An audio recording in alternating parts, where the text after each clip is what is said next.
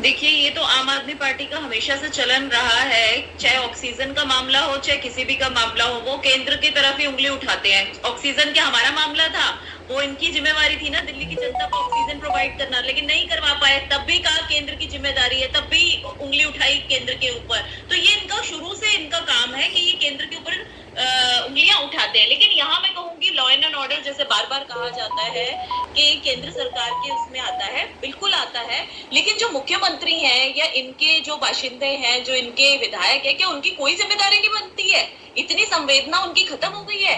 हमारी जिम्मेदारी बनती है, बिल्कुल बनती है। और उस पर एक्शन भी हुआ है। पुलिस ने चारों आरोपियों को गिरफ्तार करके पॉस्को एक्ट उन पे लगाया। और सभी जानते हैं कि पॉस्को एक्ट में अगर किसी सरकार ने संशोधन किया तो वो सिर्फ और सिर्फ भाजपा सरकार है जिसने पॉस्को एक्ट में ये संशोधन किया कि जब ये तय हो जाता है कि इस फला फला जो भी मतलब आरोपी है उसने किसी बच्ची का या किसी का भी रेप किया, स्पेशली बच्चों का, 16 से 18 से कम नीचे की उम्र की बच्ची का रेप किया है, लड़के का या लड़की का, जो भी जिसके साथ भी दुष्कर्म हुआ है और उसके साथ कुछ भी किया है, तो पॉस्को एक्ट के तहत उसे फांसी की ही सजा मिलेगी।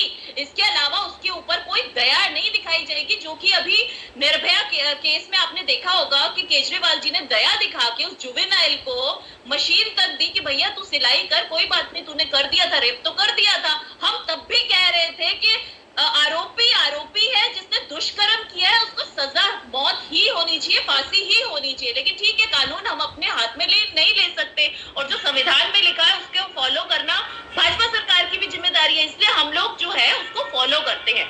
चलिए चलिए, ठीक है। रही बात कांग्रेस की, बात जो समझ नहीं आती है सेलेक्टिविज्म जो होता है कि अपने राज्यों में अभी 30 सितंबर 2020 को रेप हुआ एक दलित महिला का अजमेर में, और छत्तीसगढ़ में 10 स्थान पर एनसीआरबी का आंकड़ा बताता है। नहीं, अब देखिए आंकड़ों में जाएंगे तो फिर बात बहुत बढ़ जाएगी।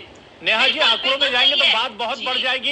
यूपी बिहार, कोई दिन ऐसा नहीं होता है जहां पर इस तरह के वाकये ना हो। कोई दिन ऐसा नहीं होता है। मैं खुद यूपी से आता हूं, कोई दिन ऐसा नहीं है कि वहां पर इस तरह के वाकये ना होते हो। तो आंकड़ों में जाएंगे तो बात बहुत बढ़ जाएगी। मैं अनुमा आचार्य जी आपके पास आना चाह रहा हूँ। अनुमा आचार्य जी, जो वाकया 9 साल